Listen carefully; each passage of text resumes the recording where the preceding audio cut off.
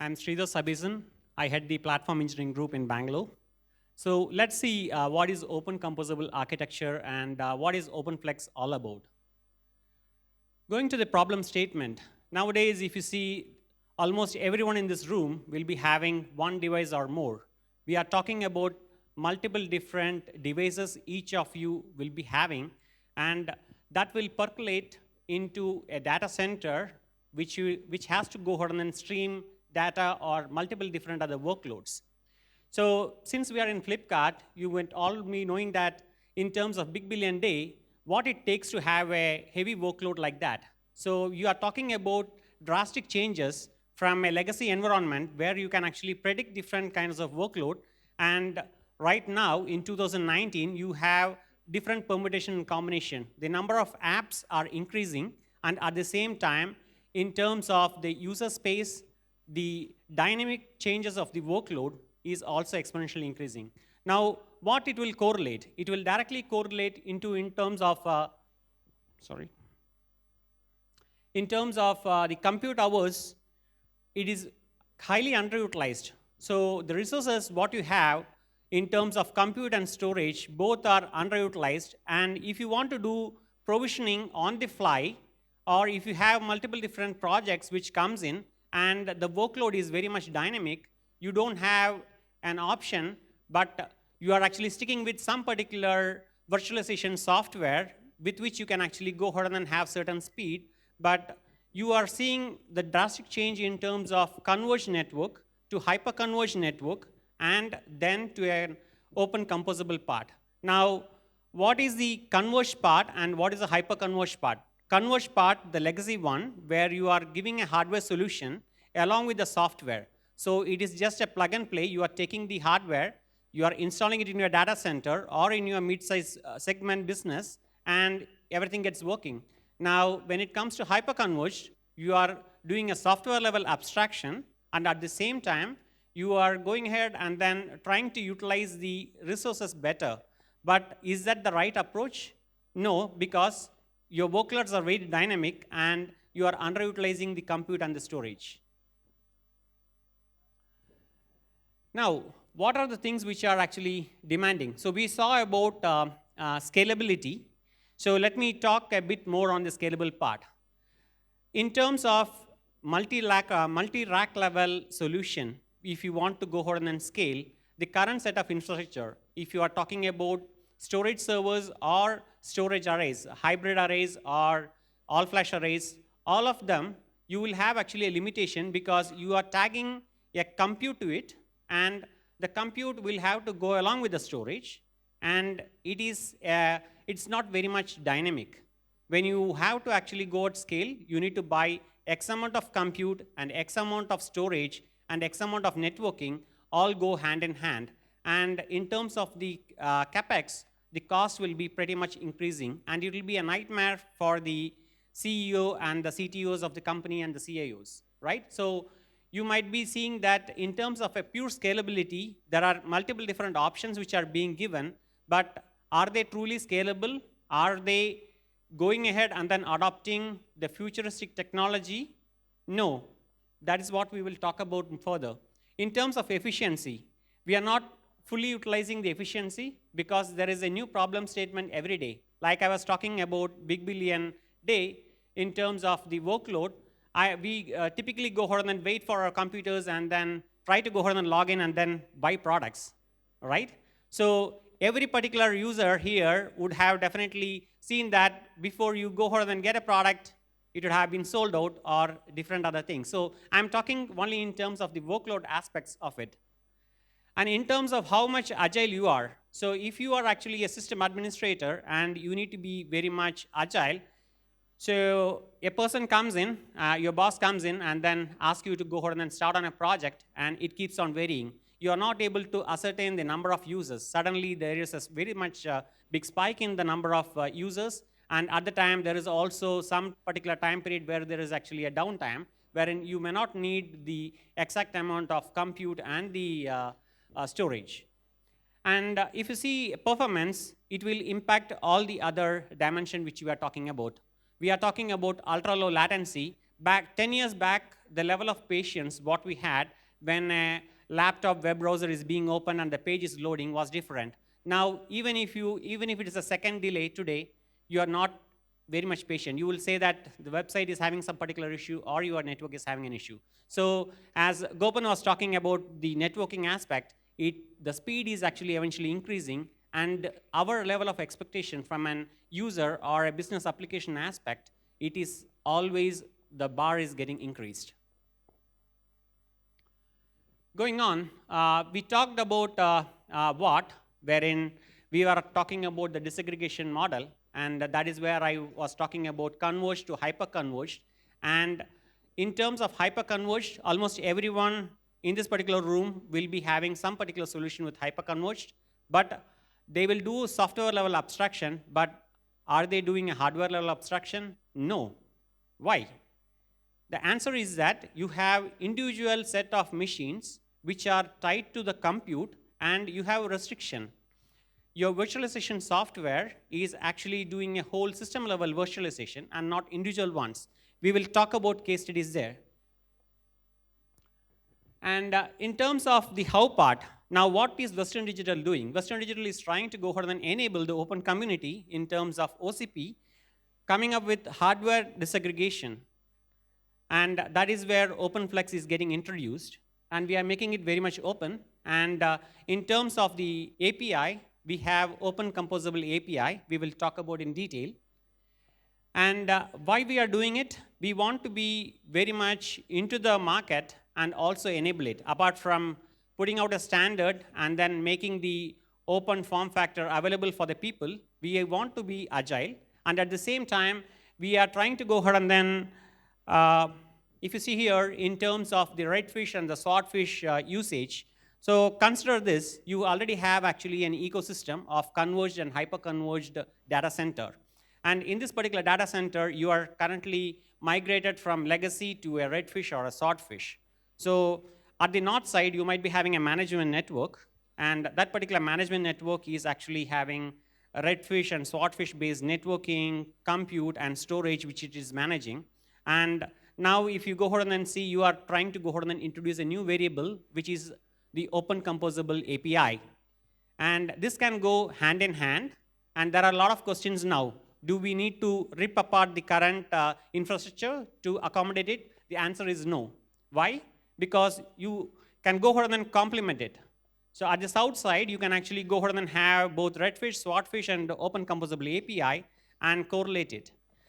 In terms of the industry as such, many of you might also be knowing, I think, I'm not sure what my next Intel person is going to go ahead and talk about, but there is also rack scale design. And at the time, you are actually talking about a high level composability at the software level.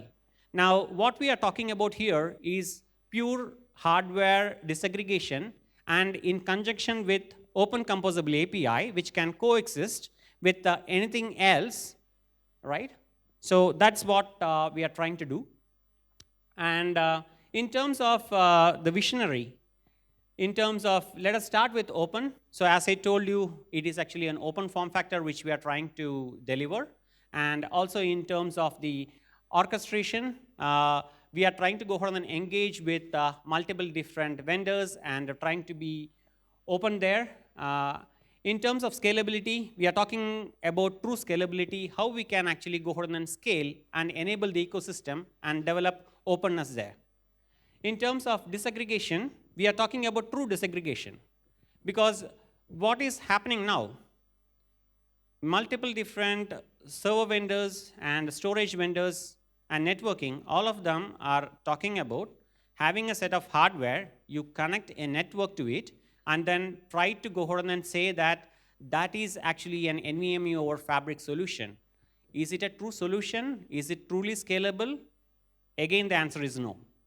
Why I am actually repeating this particular statement is that if you want to go ahead and scale thousands of servers and you are talking about hundreds of namespaces, you should have actually a solution which can go ahead and you can actually consider it like a specific square, and you are dropping in particular cubes. And if the cubes are uneven, you are not filling up everything. it needs to be fully stacked up. And that is what we are talking about. We have actually a demo booth right in the corner, and I have a wonderful team who has set up the demo booth. And there you will actually go ahead and see those, how we are able to go ahead and scale. And in terms of extensible, we want to talk about a scenario where you have both flash and disk, both you are doing at scale.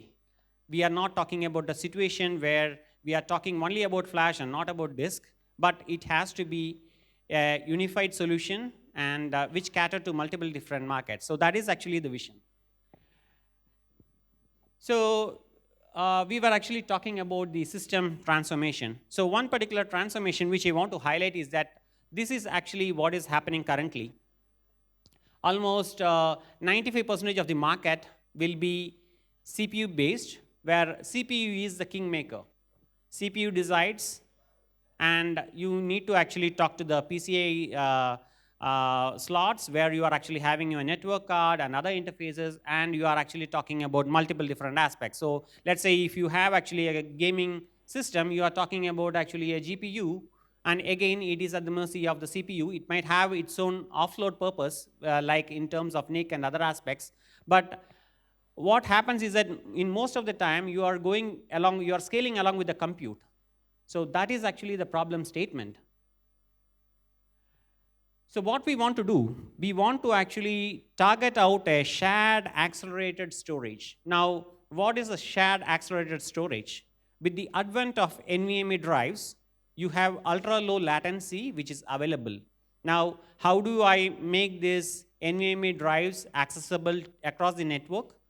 Currently, if you see, almost many different providers have NVMe drives, and it is attached to the server. The cost might be high, but you are talking about as DAS level NVMe storage availability. Now, to make this NVMe drives to be available over the fabric, that is why the NVMe over fabric came into picture. And that is how we are actually leveraging that and trying to go ahead and say that how you can actually expose. In terms of the composability aspect, if you are eliminating that particular aspect and then bringing in network into place, you need to have separate set of all of this across the network, then only you can go ahead and say that it is actually a shared accelerated storage, and you can individual things are scalable. Let us see some real-time use cases of things. So if you see here,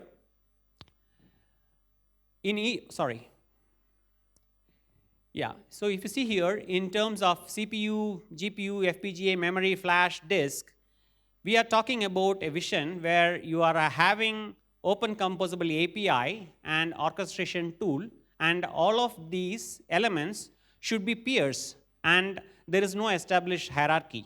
In the earlier slide, you had seen that CPU is actually the decider. CPU is the kingmaker.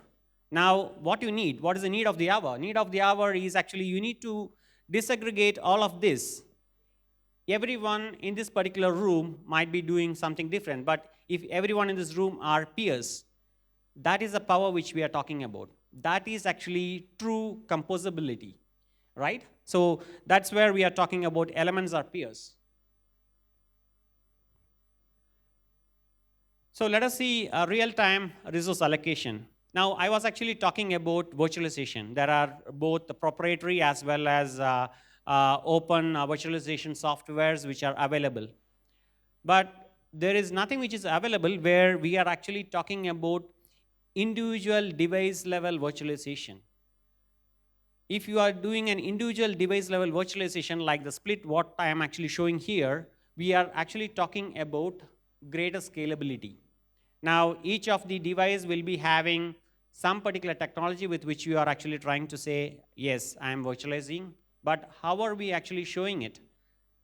We are actually showing it, you are taking a whole server as such, you are applying a virtualization software, it might be a full virtualization, it might be a para-virtualization, but we are not up to the stage where individual device is fully virtualized and that is available for us as an entity. Now see here, we can actually talk about in case if this is available in future. right? And we are now going to also talk about what we have done and made it as a reality. Now, here we are talking about namespaces. Now, in memory, flash, and disk, you can actually go ahead and create namespaces, and then you can dice it. You can actually go ahead and slice it, and we are talking about CPU, GPU, and FPGA. All of them can be sliced. Now, let us actually see what is the permutation combination, what can be brought here. So remember that these are individually virtualized and not the regular virtualization I am talking about, not para or a full virtualization. So case number one. So case number one is that I am actually taking a part of the CPU, a part of the GPU, and part of flash and memory. You can go ahead and then think it as any particular different workload, but since the GPU came in, this is actually for a gaming application. And when you are talking about different gaming websites, they need on-the-fly demand in terms of the different workloads. It can be very much intensive, or it can be in terms of capacity also. Now, the second one, we are talking CPU, FPGA, then we are talking about flash, and then in terms of the disk and in terms of memory. This can be any other workload. The third one. So this one is actually interesting because we are talking about more of disk, a bit of memory, and bit of CPU. So this is your typical big data workload where you need almost everything. And at the same time, there can be multiple different. It can be an Amazon Web Services, or it can be something similar to that, right? So you are talking about on the fly. And the last one, here you might be puzzled because I am not putting a CPU here. So this is actually a total different composable system. Right here, we are talking about an FPGA, you are talking about memory, you are talking about flash. Now this one can be unique because there are a lot of cases where there are autonomous vehicle. Your car might be needing only the FPGA, and it might not require an additional CPU for processing. Right? And you need to put this on almost everything. US is actually going ahead and adopting this at a very fast pace. We have actually technology which is emerging for autonomous vehicle. So the list of composable system and the permutation combination keeps on increasing. And what is true composability? True composability is division of all of this and then treating all of them as equal and pair elements. Going on, what have we done for the Open Composable API part? So Open Composable API, as I already mentioned, we are already taken up and delivered to the community. We launched this particular product in last year's Flash Memory Summit, and then on we had been getting in a lot of requests. And I just want to highlight that this particular Open Composable API is almost available for everyone. And all you need to do is go ahead and send a mail to opencomposableapi@wdc.com, and you will be getting the details. So what we are showing here is actually a snippet of the demo, what we are having right at the corner, right? And here you can talk about in terms of CPU, network, storage, memory, all of them can be seen. And at the same time, if you see here, it will show you almost everything else. You can configure the storage, you can actually configure the networking, and you can actually go ahead and manage the whole system as such, right? And this is actually a full-fledged Open Composable API, and it's almost similar to like your Redfish, Swordfish, so there is no much difficulty, and we have made it open. Okay, coming to OpenFlex. So the background of all of that, what I was actually talking about, was towards this. Around 4 to 5 years back, we were the first in the market to go ahead and introduce big data all-flash array, and that to an OCP version of it. Now, we had been doing back in the Bangalore R&D lab, what we do is we create storage servers, storage arrays, hybrid storage servers, and hybrid arrays, and all of everything. Right? So we started working on this a couple of years back, and we had 2 different versions of it, and but that was not an OCP one. So we wanted to do an OCP version of the product, and at the same time, it had to be a truly disaggregated model. That is a change which we wanted to do because you need to solve today's problem. Now, if you see here, so this is actually the enclosure. So this particular enclosure is actually a 3U design, and it has got 10 fabric devices. So what is this particular fabric device? So the one which is actually coming out of it, it will look like a blade. This is actually a fabric device which can hold 61.4 TB of data, and it can actually grow as we expand. It can go as low as 12 TB, and it can scale up to 61.4 TB per fabric device. And there are totally 10 of them which can be put. So that is where you are seeing that it is full-fledgedly scalable.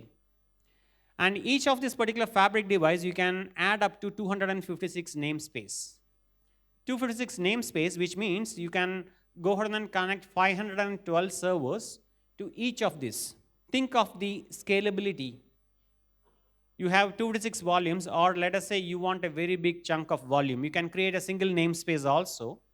If you want to scale, depending upon the number of servers you have, depending upon the user application, you can scale it. And after 1 month, if you want to downgrade it, you can actually go ahead and do it on the fly. We are enabling with the Open API, and at the same time, we are also ensuring that it is at scale. And we are not restricting only to Flash. We are also coming up with a disk-based one. So what is on demo here is actually the Flash-based solution. Going on, when we are talking about each of the fabric device, we are talking about 2 into 50 gig network interconnect at the rear. When you have 10 such particular fabric device, you are talking about 2 into 50 gig for each of this particular enclosure. So what you have in essence, you have 2,560 namespaces which can be created on this 3U enclosure. 2,560 namespace, and each particular fabric device can connect up to 512 servers. So you are talking about more than 5,000 servers which can connect to this particular box at any given point in time. So that is true scalability. And I'm not sure if any particular hardware is currently out in the market which can go ahead and then compete with this particular box. And the beauty is we are making it open. The form factor is open, and API is open. So anyone can go ahead and create it. It is not vendor locked. And in terms of the CPU cycles, we get better bandwidth usage, higher scalability, and we have done extensive interop tests because we try to go ahead and engage with almost every other partner in terms of switch vendor and NIC vendor, and then try to create an extensive interop test so it's well tested when you are actually getting the product. I'm running out of time, so I will rush through the slides. We are talking about 20 million IOPS per each of these particular boxes, and you can actually scale at go. So 20 million IOPS is pretty huge for consumption. And in terms of why we choose NVMe over Rocky, NVMe Rocky V2, you can clearly see that when you compare a NVMe TCP or a NVMe FC, clearly you have end-to-end, this is the lowest latency, you have a very good roadmap in the ecosystem, and you can actually go to 200 gig and 400 gig pretty soon. So it's very much scalable.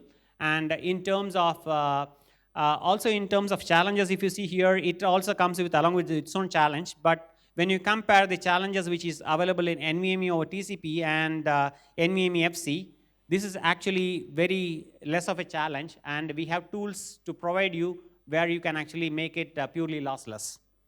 And in terms of OCP project as such, please feel free to send a mail to ocpstorage@ocpallgroups.io.